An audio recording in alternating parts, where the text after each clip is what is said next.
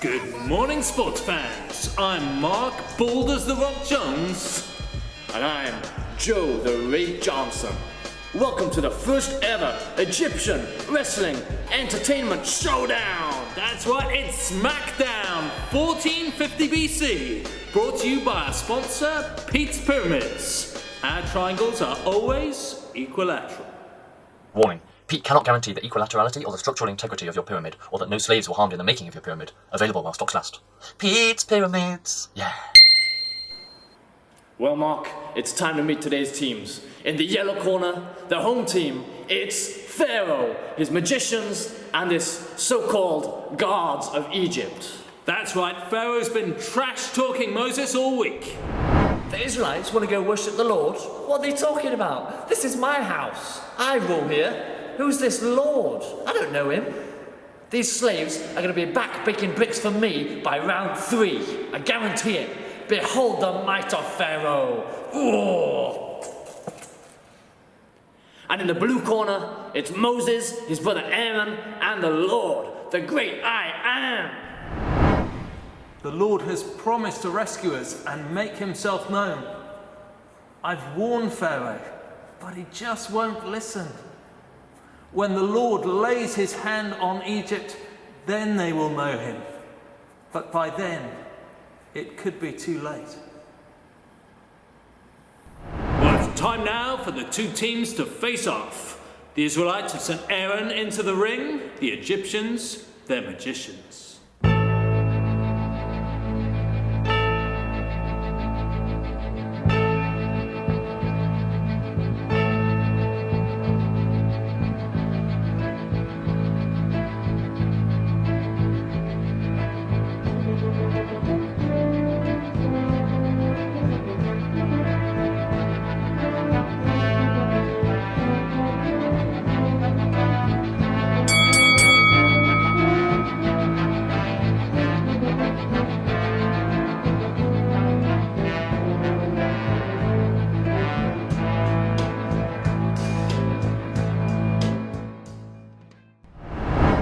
Wow, what a great first plague that was!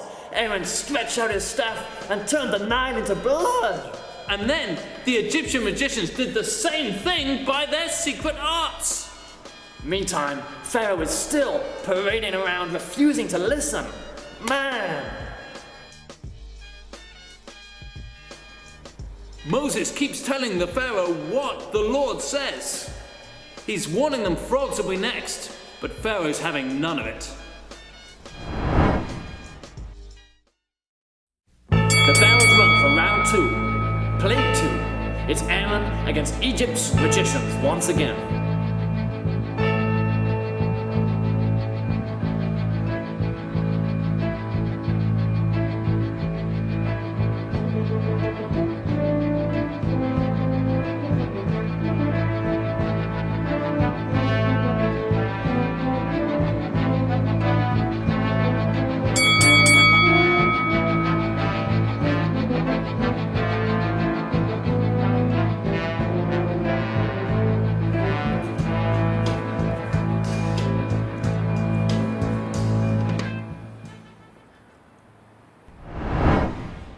I'm beginning to see a pattern here, Joe. That's right, Mark. Once again, Aaron stretched out his arm over the waters, and this time, frogs, big fat frogs, came up onto the land, only for the magicians to do the same thing by their secret arts. But then, Pharaoh looked like he was gonna give way. He told Moses to pray to the Lord to take the frogs, and if he did, well, Pharaoh would let the Israelites go. Well, Moses prayed, Mark. He prayed, and the Lord ended the frogs. This could be all over right now. Well, would you look at this, ladies and gentlemen? Pharaoh has hardened his heart. Oh. He's gone back on his promise.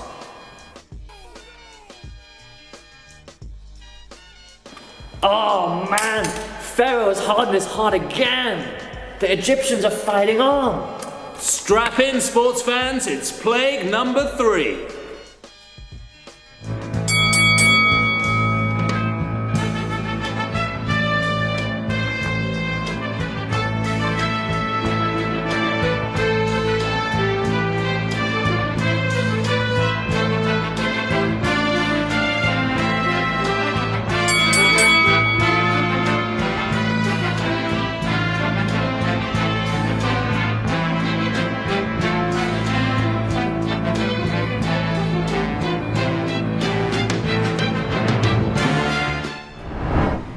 Wow, well, we could be heading for an upset here, Mark.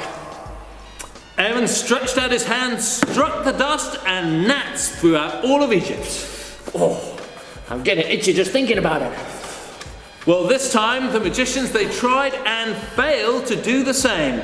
They've sat down in the corner saying this is the work of God. This could be the turning point, Joe. Not so fast, Mark. Pharaoh is hardening his heart again. He still won't listen. Just like the Lord said. He is getting ready to tag in somebody else for round 4. That's right, rejoin us for this bout of the century after the break.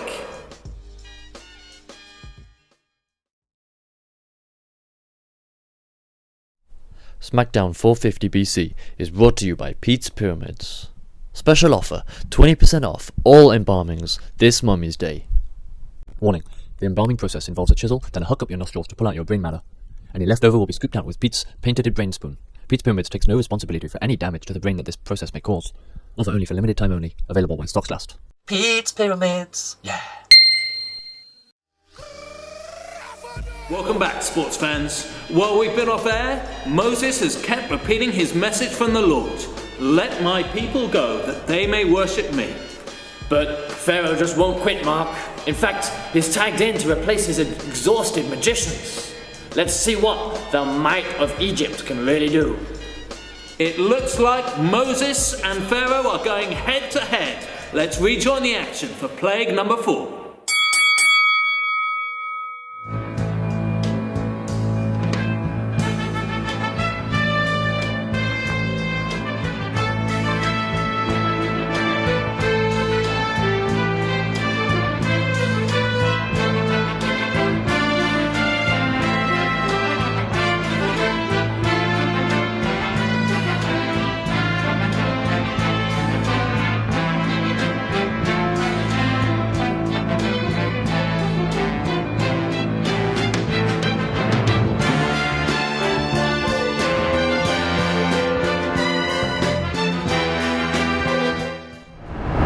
Well, Joe, this contest is certainly living up to its billing.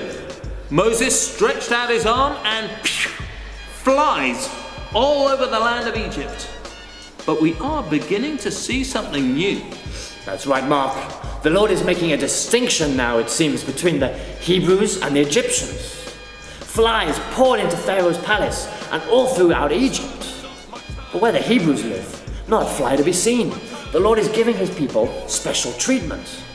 At one stage, it looked like Pharaoh was going to give in. He promised that if the Lord would get rid of the flies, he would let his people go. But with the flies gone, Pharaoh has gone back on his promise and vowed to fight on. He's hardened his heart again. Pharaoh is doing just what the Lord said he would do. I can't understand why the Lord is being so patient. Let me stop you there, Mark. Plague 5 is about to start.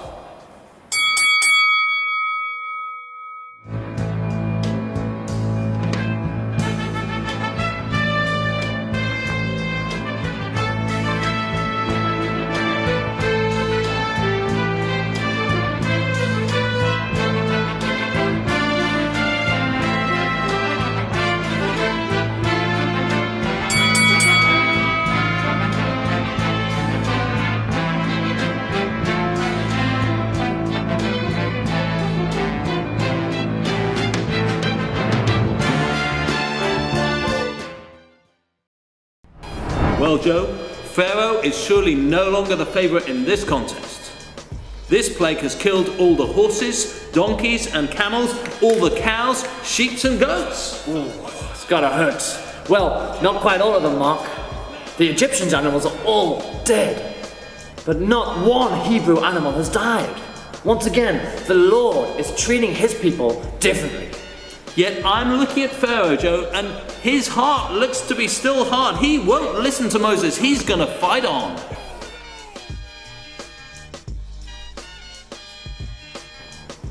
Plague 6 is starting now.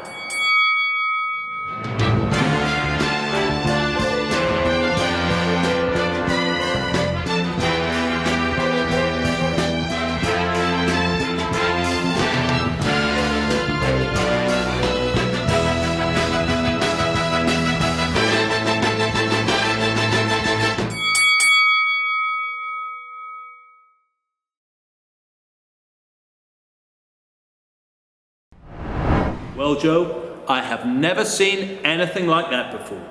Moses threw dust in the air, and the people and animals across Egypt broke out in boils. Oh, that is right, Mark. Enormous, huge, disgusting pustules. The magicians who were out of this a few plagues ago, they can't even stand before Moses anymore because of their boils. Yet still, Pharaoh fights on. He refuses to listen to Moses' warnings. He can't see what is surely becoming obvious now. The Lord will bring his people out of Egypt. Join us after the break for the next 3 plagues.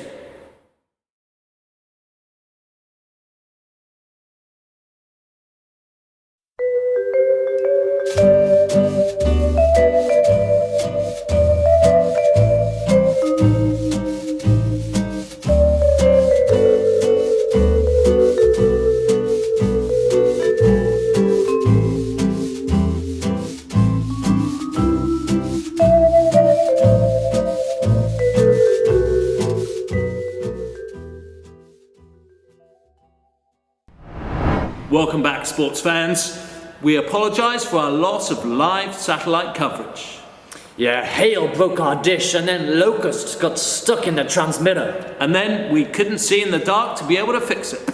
Anyway, we can now update you on what has taken place. The Lord's message has not changed. Let my people go so that they may worship me. And Pharaoh still isn't listening. He keeps hardening his heart. These last 3 rounds have been a triple whammy, a true slapdown on Pharaoh and his so-called guards. First, hail as big as golf balls beat down on everything in the fields. People, animals, crops, all flattened.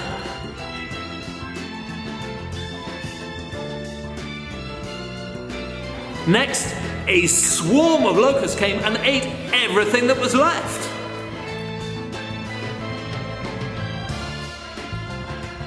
Then, plague number 9, it went dark for 3 days.